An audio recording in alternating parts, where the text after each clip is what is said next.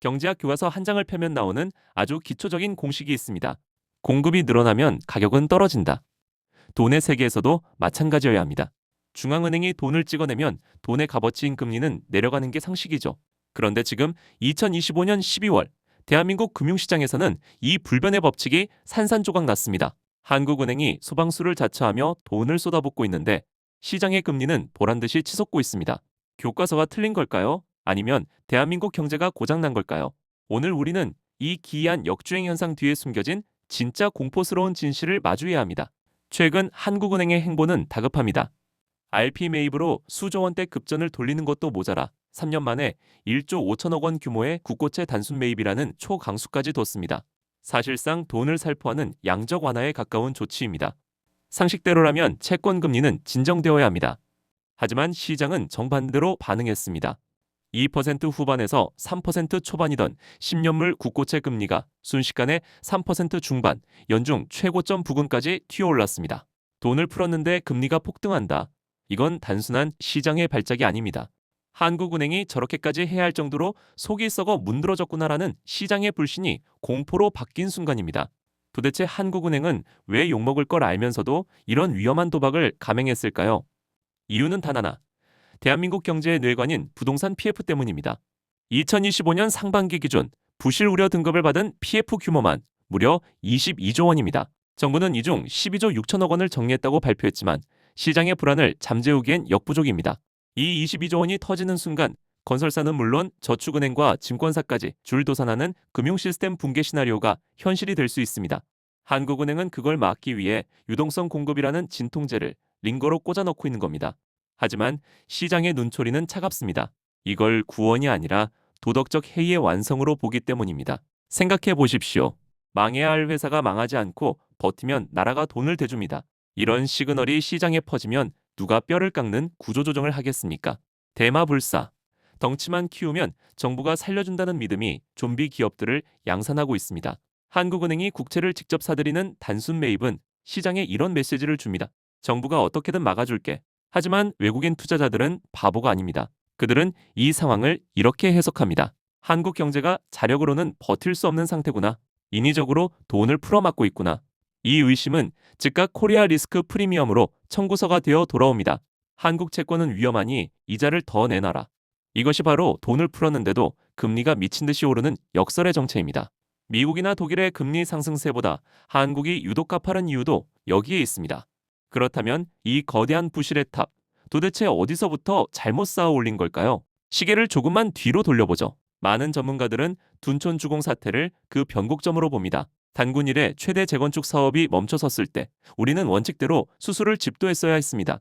고통스럽더라도 부실을 터뜨리고 갔어야 할 골든타임이었죠. 하지만 우리는 수술 대신 진통제를 선택했습니다. 일명 둔촌일병 구하기. 정부가 개입해 프로젝트를 살려내면서 시장에는 부동산은 절대 죽지 않는다는 잘못된 신화가 콘크리트처럼 굳어졌습니다. 그 결과가 무엇입니까? 2024년 말 기준 민간 신용의 절반에 육박하는 50%가 부동산 관련 빚입니다. 대한민국 경제는 부동산이라는 외발 자전거 위에서 위태로운 고개를 하고 있는 꼴입니다. 이러니 금리를 올려 물가를 잡아야 할 때도 부동산이 무너질까봐 쩔쩔매는 정책의 종속이 일어나는 겁니다. 이제 우리는 인정해야 합니다. 진통제로는 암을 치료할 수 없습니다. 과거 금융선진국들은 이 문제를 어떻게 풀었을까요? 1990년대 스웨덴이나 2008년 미국의 사례를 보면 공통점이 있습니다. 바로 배드뱅크를 통한 과감한 환부 도려내기입니다. 부실 자산을 제값을 쳐서 사주는 게 아니라 철저하게 시장 가격으로 평가해 헐값에 사들이고 손실을 확정짓습니다. 당장은 뼈가 부러지는 고통이 따르지만 썩은 살을 도려내야만 새 살이 돋아난다는 원칙을 지킨 겁니다. 아쉽게도 지금 우리는 아직 그 길을 걷지 못하고 있습니다. 지금의 금리 발작은 어쩌면 예고편에 불과할지 모릅니다. 진짜 본편이 시작될 때 무방비 상태로 당하지 않으려면 여러분만의 생존 계기판을 준비해야 합니다. 2026년 경제위기설 속에서 반드시 체크해야 할 5가지 생존 지표를 정리해드립니다. 첫째, 위험의 경고등 국고채 10년물 금리입니다. 이미 3% 중반입니다. 만약 4%를 향해 간다면 정부의 통제 범위를 벗어났다는 신호입니다. 현금 비중을 늘리십시오. 둘째, 탈출 신호 원달러 환율입니다. 12월 평균 1,470원대 외환위기 이후 최고 수준입니다. 심리적 저지선인 1,500원이 뚫린다면 외국인 자본이 썰물처럼 빠져나가고 있다는 명백한 증거입니다. 셋째, 방어력 잔고 외환 보유고입니다. 환율 방어를 위해 쓸 수 있는 실탄이 4,100억 달러 수준입니다. 이 잔고가 급격히 줄어든다면 국가의 방어막이 뚫리고 있다는 뜻입니다. 넷째, 뇌관의 온도, 취약업권 PF 연체율입니다. 전체 평균에 속지 마세요. 저축은행 PF 연체율은 이미 9%를 찍으며 10년 만에 최고치입니다. 이 수치가 두 자릿수 10%를 넘어가면 폭탄의 심지에 불이 붙은 겁니다. 다섯째, 스마트머니의 이동, 외국인 매매 동향입니다. 외국인이 한국 주식과 채권을 지속적으로 팔고 떠난다면 그건 침몰하는 배에서 가장 먼저 뛰어내리는 생쥐와 같습니다. 그들의 움직임이 가장 정직한 선행 지표입니다.